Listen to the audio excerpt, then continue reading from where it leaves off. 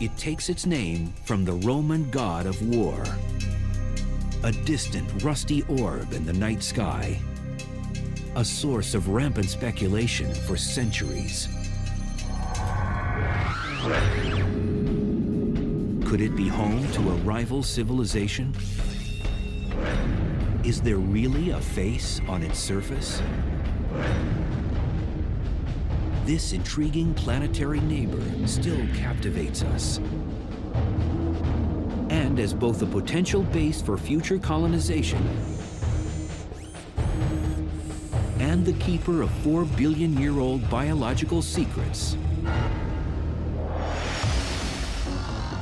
Mars, the red planet, may hold the keys to both our future and our past.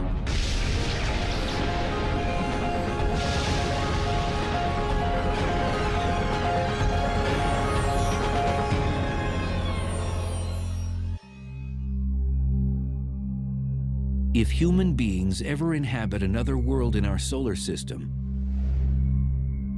this is the most likely candidate. The red planet, Mars. To a visitor from Earth, a tour of Mars might be very reminiscent of places back home.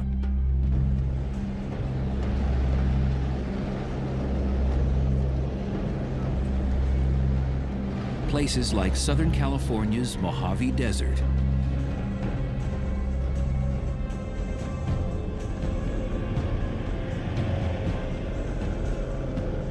geo and astrobiologist Ken Nielsen finds this desert area so much like Mars, he comes here to try to better understand conditions on the red planet. You travel around here in the dune buggy and you see features that look just like the dune features on Mars. If you go further and look in the background and see all of these red hills full of iron oxides that we see on Mars,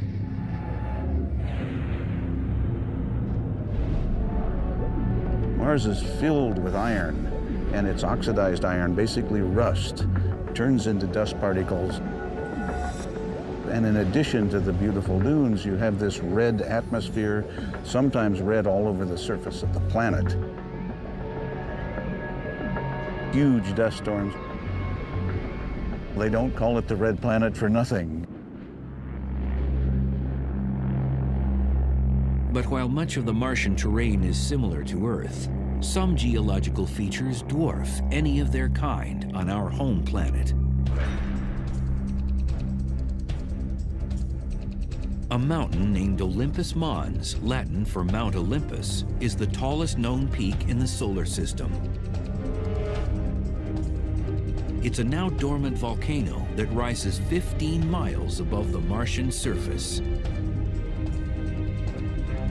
If you draw a picture of Olympus Mons and put it next to Mount Everest and the big island of Hawaii, even taken all the way down to the base of the ocean, they look like molehills compared with Olympus Mons on Mars.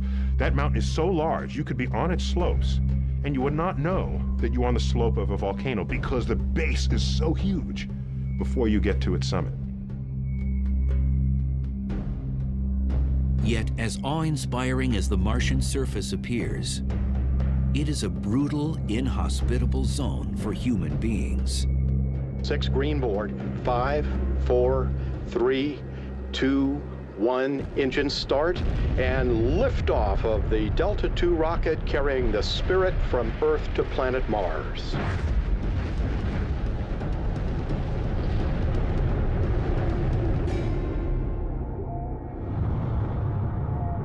It's cold, it's dry, it's desolate.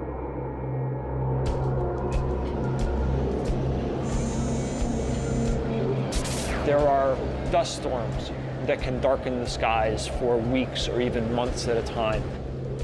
It goes down to 100 degrees below zero at night, every night. Compounding these cruel conditions is an atmosphere with no oxygen. Martian air and even occasional cloud formations are made up almost entirely of carbon dioxide. So it's not a nice place. You wouldn't enjoy it if you went there.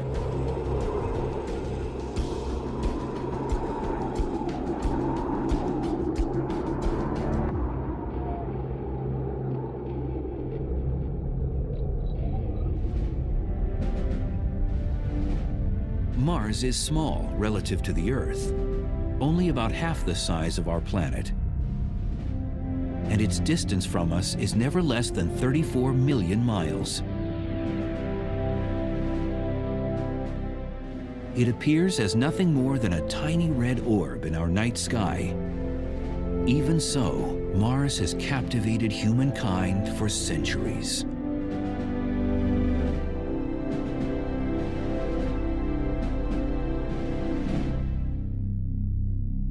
The planet takes its name from the Roman god of war. The Romans associated this distant world with hostility and unrest because of its blood-like color and because of its distinctive movement in the sky. Mars wanders. It doesn't do what the stars do.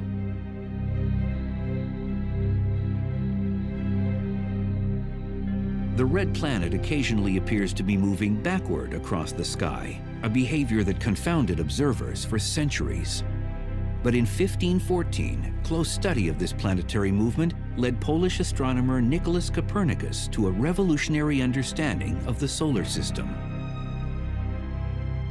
For much of recorded history, people thought that Earth was at the center of the universe. So along comes Copernicus, and he says, no, maybe the Earth isn't at the center of the universe.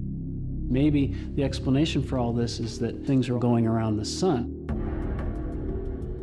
And if all the planets are going around the sun, then we can explain why, as Earth passes Mars in the orbit, Mars begins to wander in our sky. It looks like it's going this way, and then it starts to go this way. By the time of Copernicus's observations, Mars and the Earth had been passing each other in their respective orbits for some 4.5 billion years. Time enough for the two planets to have evolved into very different worlds. One warm, wet, and oxygen-rich. The other cold, dry, and oxygen-depleted. Yet it's now believed that the differences weren't always so stark. Scientists today think that Mars was once warm enough for large amounts of liquid water to flow across its surface. When we look at Mars today in our best satellite images, they tell us the same message we heard with the first missions to Mars, and that is that there's no liquid water on the planet today. But there's virtually incontrovertible evidence that there was water there in the past. Everybody knows that when water flows through any sort of dirt, there are characteristic structures that are a function of that water running through. And when we look at the pictures of Mars, the satellite images, we see very similar structures leading us to the absolute conclusion that Mars was once far warmer and wetter than it is now. Mars, of course, is a harsh desert today. So what could have happened? What cosmic processes could have brought about such a dramatic transformation of the fourth planet from the Sun?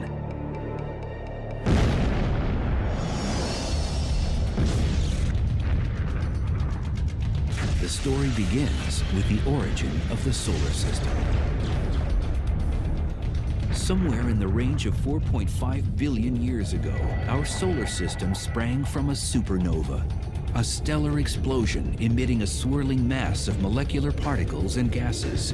This swirling mass, or nebula, began to cool, and as it did, it condensed and separated into rings of particles. These particles began to accrete, or gradually clump together to form planets. The accretion process creates heat, and heavier particles sink to the center of the accumulating mass. So Mars eventually formed a molten iron core. This churning molten core generated a powerful magnetic field. The field projected outward, surrounding Mars like a protective shield, blocking harmful emissions from the Sun.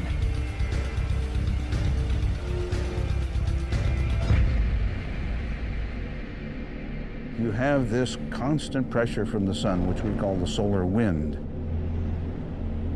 The solar wind's made up of protons, electrons, cosmic rays, all of these kinds of charged particles that could ionize the atmosphere, as we call sputter it away. But eventually, Mars lost its protective shield and most of its atmosphere. The moment the accretion process ended, the planet began to cool. The iron core was no longer able to generate this magnetic field, and then the solar wind started pounding the surface of Mars.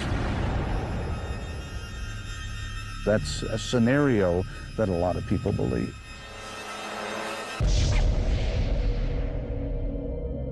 The loss of atmosphere stripped the Martian surface of warmth and pressure. And since water needs both warmth and pressure to remain in liquid form, water is no longer stable on the Martian surface. You put a pan of water out on Mars, it's going to evaporate very fast and try to freeze at the same time. One or the other will win out, but you won't have a nice liquid pan of water. That's not to say, however, that there is no water on the planet at all. While liquid water is no longer stable on Mars, frozen water, ice, is a different story. And evidence suggests that still today, tons of water ice might lie just below the Martian polar caps. Locked within that ice might just be the holy grail of space exploration.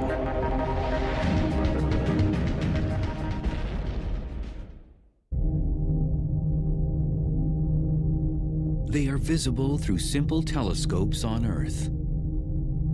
And they are unquestionably the first planetary features noticeable during an approach to Mars through space. The Martian polar caps, mysterious snowy white ice swirls sheathing the top and bottom of the red planet. It's actually what we call dry ice, frozen carbon dioxide. The atmosphere is very thin and it's nearly all carbon dioxide. So when it gets very cold, what condenses out is carbon dioxide snow, carbon dioxide ice. But while the white caps are certainly a colorful planetary feature, it's not the frozen concentrations of CO2 themselves that are of most interest to scientists. It's what's thought to be hidden beneath the polar caps that could have massive significance. Lurking just below the topsoil may be millions of tons of frozen water. Water ice, hidden from view, appears to radiate out hundreds of miles in all directions from the poles. And leading scientists think it could be the residue of once vast oceans. Likely the water is now frozen in a kind of permafrost beneath the surface. But maybe there are pressures and temperatures in various areas of Mars that have liquefied the ice and created perhaps aquifers.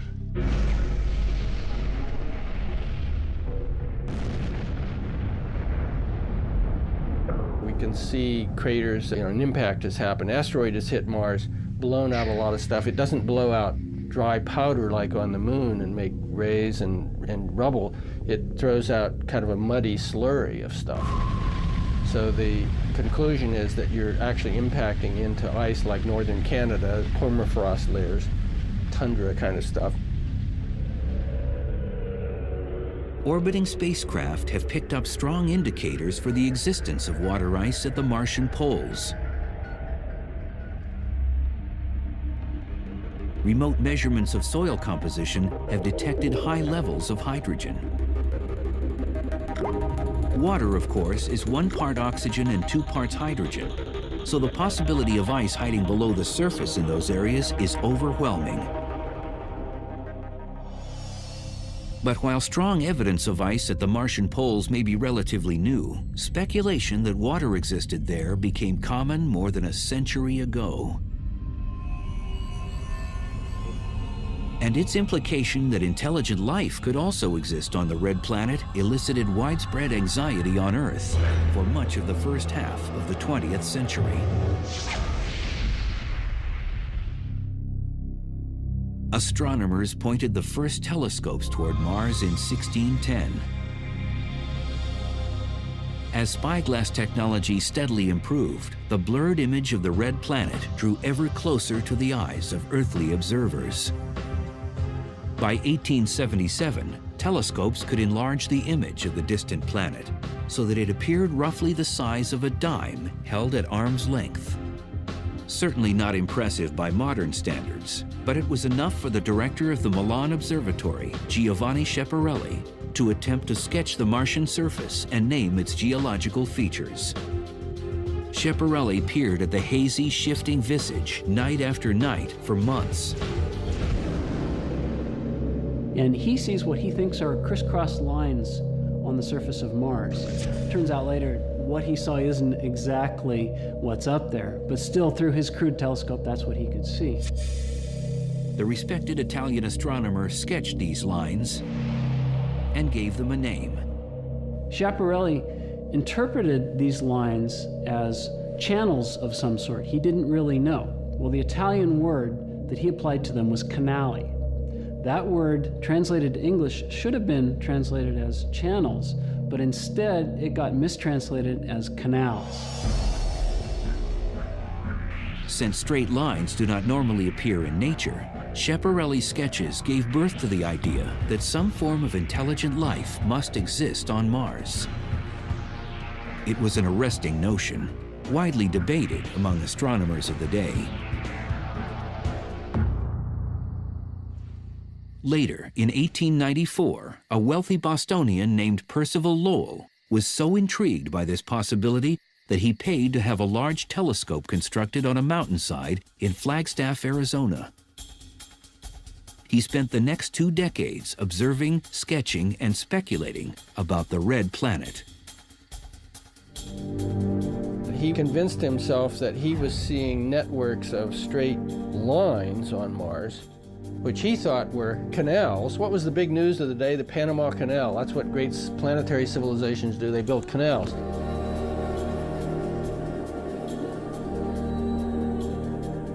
So this was canals to bring the water down from the polar ice caps. Mars was cold and far from the sun and dry, and so he knew that, and so he thought, well, they have to move the water to live on Mars. Well, that idea just electrified everybody, that there was a civilization on Mars.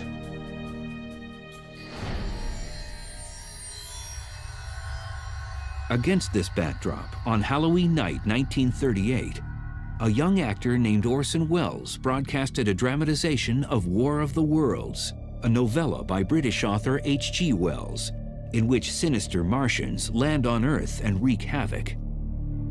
We now return you to Carl Phillips at Grover's Mill. Ladies and gentlemen, here I am. Wait a minute, something's happening. There's a jet of flame springing from the mirror and it leaps right at the advancing men. Lord, they're turning into flames. Thousands of citizens believed the invasion was real. We're deeply shocked and deeply regretful.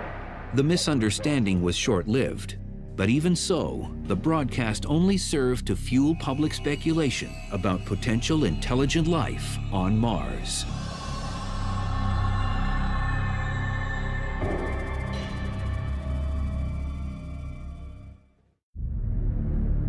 Mars, it had intrigued humankind for thousands of years. And in the mid-20th century, humans finally got a closer look at the mysterious planet.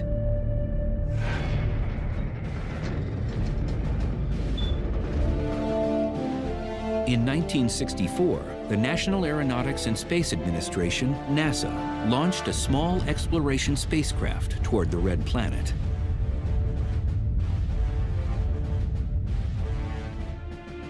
Its name was Mariner 4. It had a television camera, and its mission was to fly past Mars and send back pictures. It could only make one pass.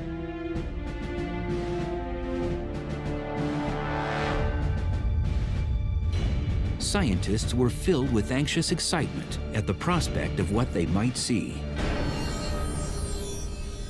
Is it going to see cities? Is it going to see canals? Is it going to see forests? Well, what it saw was craters. It sent back pictures which just were very fuzzy and showed craters like on the moon. It was a huge letdown.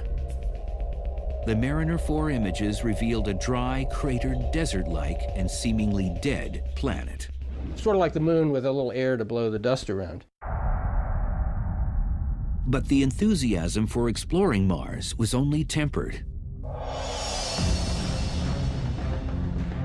And 6 years later, in 1971, NASA sent another spacecraft to the red planet, Mariner 9. But this time, rather than just making a single pass by Mars, Mariner 9 was engineered to orbit the planet for weeks and do a complete mapping. The effort paid off.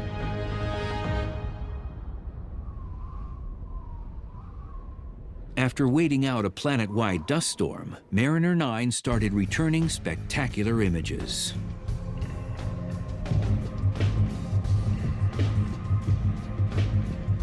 It discovered the Tharsis Bulge, the sort of potbelly of the planet near the equator.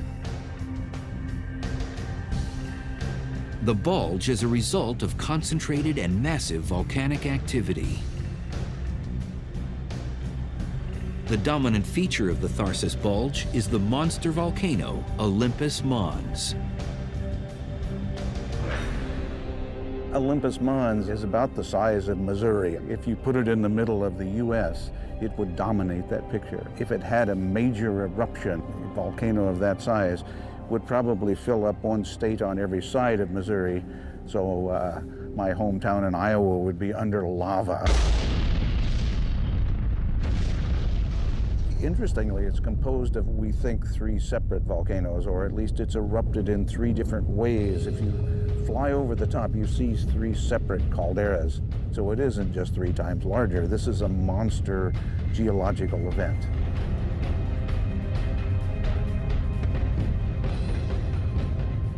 But in fact, if you were on the edge, the slope is so gradual and the peak is more than 100 miles away that you would know that it was a volcano. It's that massive.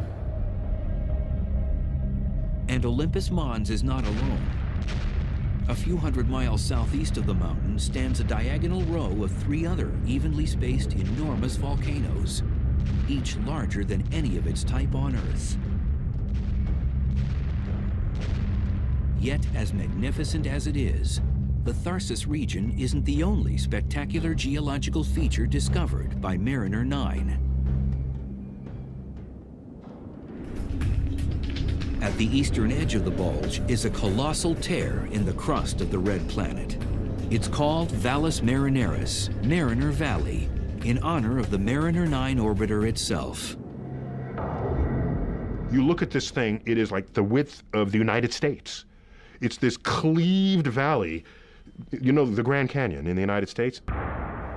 Pump it up, put it on steroids, make it the size of the United States itself, you got Mariner Valley.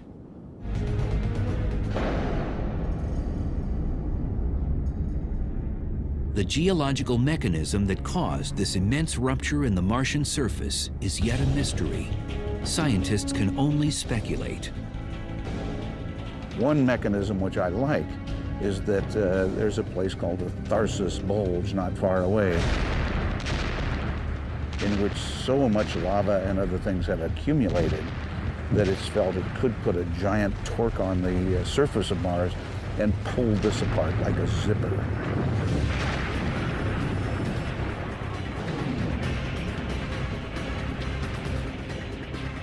Well, who knows if that's true, but one needs a mechanism different from anything that we know to explain the existence of that.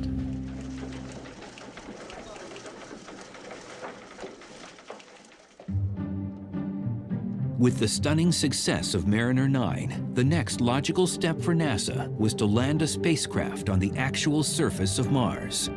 Scientists were eager to test rock and soil samples for signs of life.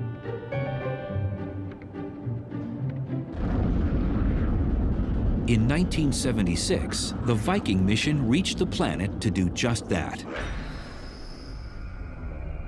It had both an orbiter and a landing component, equipped with robotic test instruments.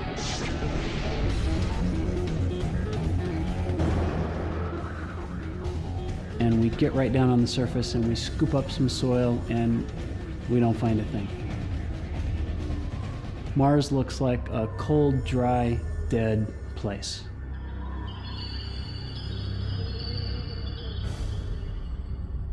But while the Viking lander toiled away on the ground, failing to make headlines, high above the Martian surface, the Viking orbiter managed to capture a mystifying image.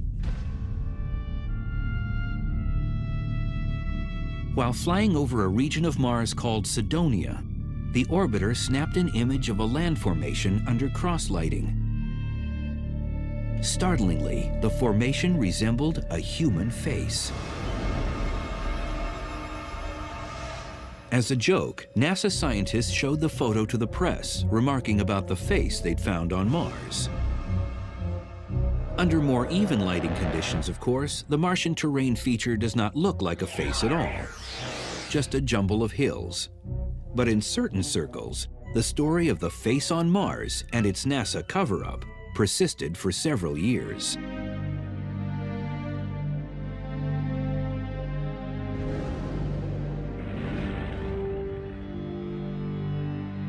True Mars enthusiasts, on the other hand, faced a more sober reality following the Viking mission.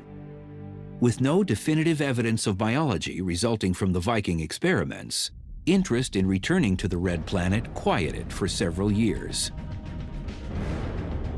Then, in 1984, a young scientist on an expedition in Antarctica made a discovery that ultimately infused new energy and hope into the quest to uncover life on Mars.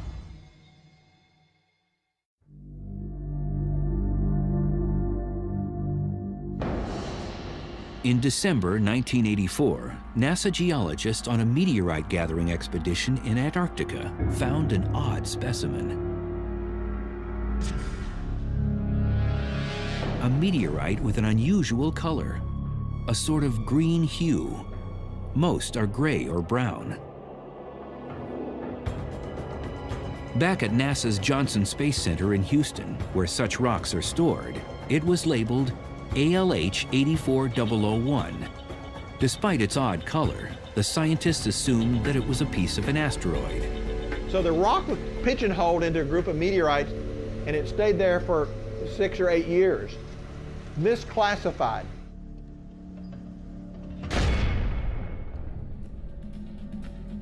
Then, in the early 1990s, an analyst researching asteroids placed a piece of ALH 84001 under an electron microscope. He soon realized he was not looking at a normal meteorite. He was looking at a piece of Mars.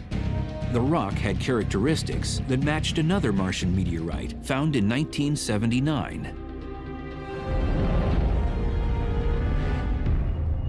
More scientists began studying this sample, and they were astonished when they eventually found what looked like carbon globules. Carbon, at least on Earth, is the primary building block of life. Senior scientist David McKay headed up the research group. My imagination was ignited by the carbonates. And I said, hey, these carbonates are really strange looking. How do they form? Let's look at those. Closer scrutiny of the rock sample brought even more startling discoveries. The kind of chemistry that went on in those globules is associated with life on Earth. At least one scanning electron microscope image revealed a structure that looked suspiciously organic, almost like a worm. Could it be a trace of primitive Martian biology? I think that worm is biologic. Whether it's a complete fossil of bacterium is problematical. It could be a part of a bacterium. It could be a section of one, but it's biologic in my view.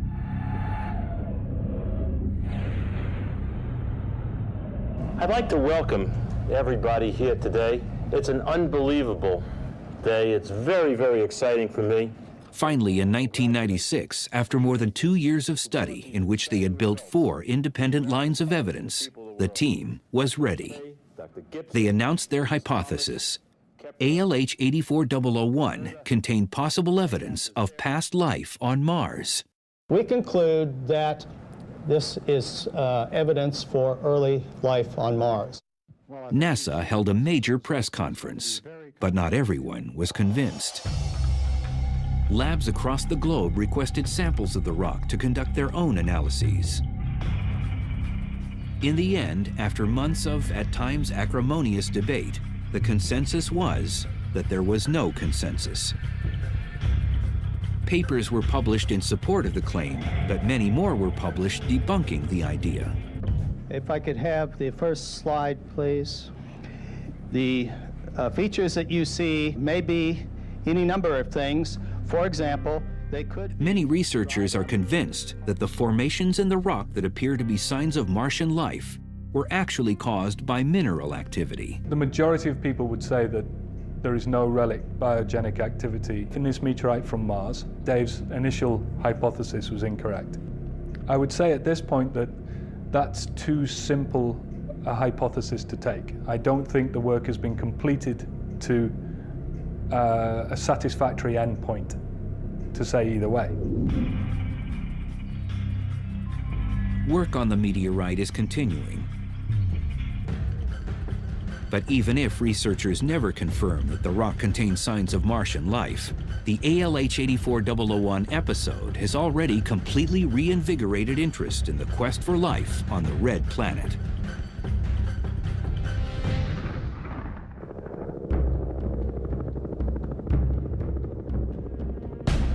Ironically, the new push to find life on Mars has often led scientists yet again to the continent of Antarctica. Conditions in this part of the world are analogous in many ways to conditions on Mars. Seeking out life forms that manage to thrive in extreme circumstances here might shed light on how and where primitive life could have once taken hold on the Red Planet. One environment astrobiologist Dale Anderson focuses on is at the bottom of lakes, covered year-round with thick layers of ice. Most people said that because of the thick ice covers, you would find nothing but rocks. There would be very little to nothing on the bottom. The ice layer sealing off many of these lakes is up to 15 feet thick, but rather than trying to blast or drill through it and disturbing the ecosystem below, Anderson and team have found a much less damaging approach. They let a massive coil of copper tubing make an opening. Then you just pass a hot liquid through it, throw it out on the ice, and let it melt its way down. It takes about 24 hours. It melts through the ice, then we've got this very nice, clean hole to dive through. Divers enter the water wearing full-body dry suits. And what they find at the bottom of nearly every Antarctica lakebed is a testament to the stubborn tenacity of life. Mats of microbial organisms are thriving in frigid environments that receive virtually no sunlight. Most people thought that if you had less than about 1% of the surface light, you wouldn't have any photosynthesis taking place down the bottom. They wouldn't be able to use enough light to live. It's turned out that they can photosynthesize with light levels down to 1/10 of 1%. For Anderson and his team, the pristine mats are truly a window to the past. There are no higher organisms, no fish, no insects, no animals creeping through it. So these microbial communities have the opportunity to grow by themselves without interference from other animals or plants. And that gives them the opportunity to grow in very special ways. Is it possible that a similar form of microbial life could still reside somewhere beneath the frozen surface of Mars? Especially at the hydrogen-rich poles? Anderson and scientists like him believe it is worth investigating.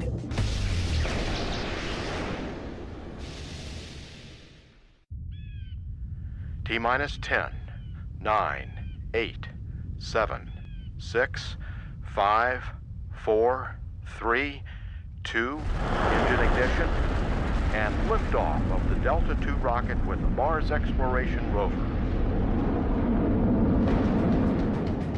In the summer of 2003, NASA's Jet Propulsion Laboratory delivered 2 exploration spacecraft to the surface of Mars. Missions to the Red Planet are only feasible once every 2 years during a specific short window of time. The launch must be timed so that the spacecraft and Mars arrive at a specific point in the planet's orbit at the same time. The journey across the 34 million mile distance can take up to 7 months, and the trajectory must be perfect. The accuracy required to go from Earth to Mars and to hit the spot you want to be at on Mars is equivalent to shooting a basketball from Los Angeles to New York and have it go through without hitting the rim, nothing but net. All systems are go for entry, descent, and landing. We are currently 6 minutes from landing at the Gusev crater in the southern hemisphere of Mars. Current velocity 1,356 miles per hour. Expected parachute deploy in 5 seconds. Parachute lift detected.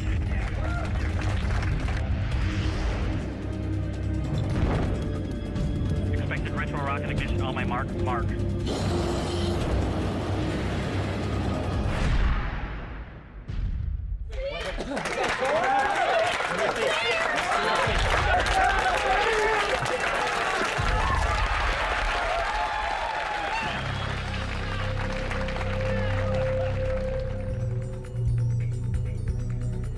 The spacecraft were actually rovers, robotic vehicles capable of traveling across the Martian surface and poking around.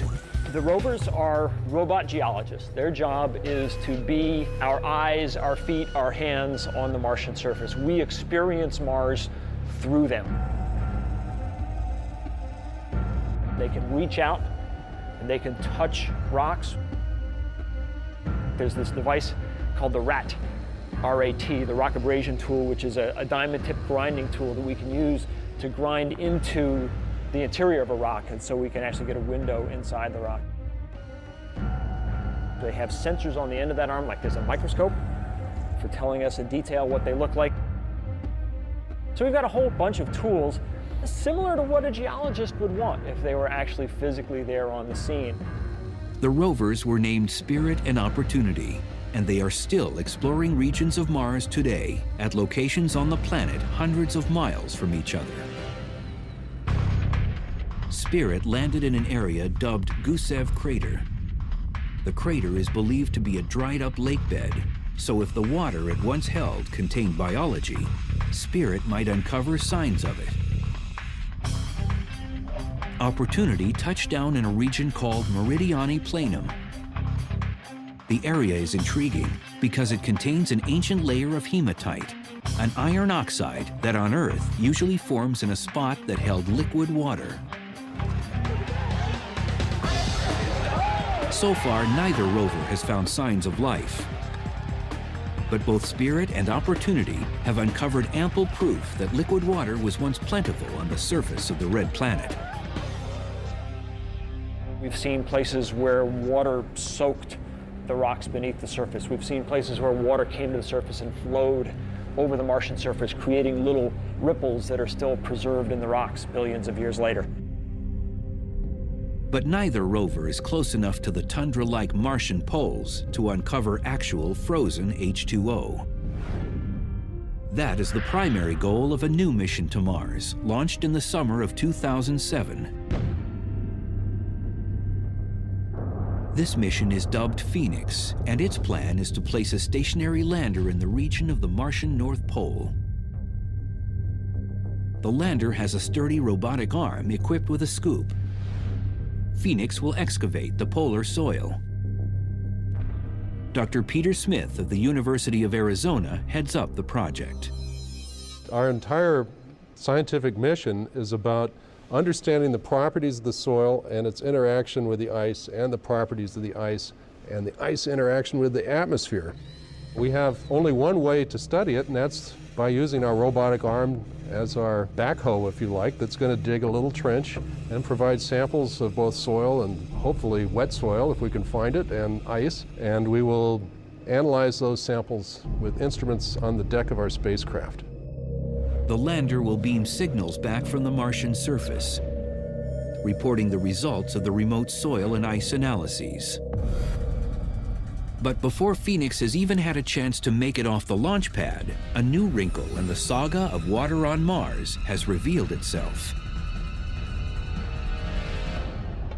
Images beamed back from a spacecraft currently orbiting the red planet show evidence of a very unexpected event.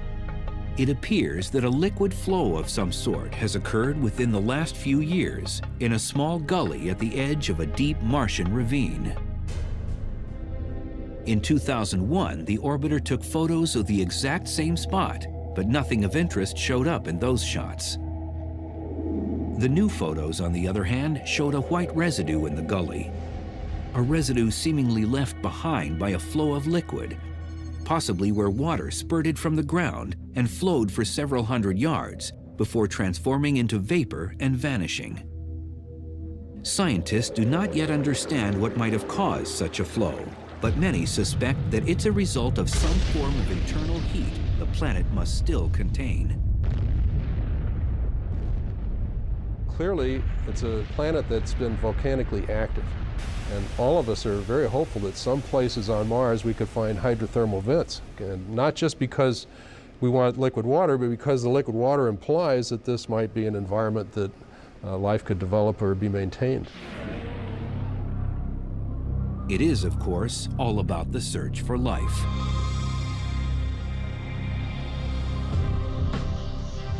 When all is said and done, the engine driving all of the astonishing scientific effort to explore the red planet is the burning desire of humankind to know if life exists elsewhere in the vast reaches of space. I think humans have, since the dawn of consciousness, wondered why they're here, and wondered what's up there, and wondered if there's more.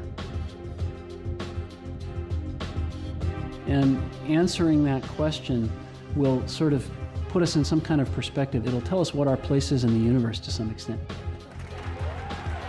Finding life on Mars could also help us understand the origins of life on our own planet. And there could actually be, in the case of Mars and Earth, a significant connection. You know, if Mars developed life itself, maybe the conditions were right on Mars, but they weren't right on Earth. But yet Mars seeded our planet. Perhaps through meteoritic collisions, pieces of Mars arrived on Earth.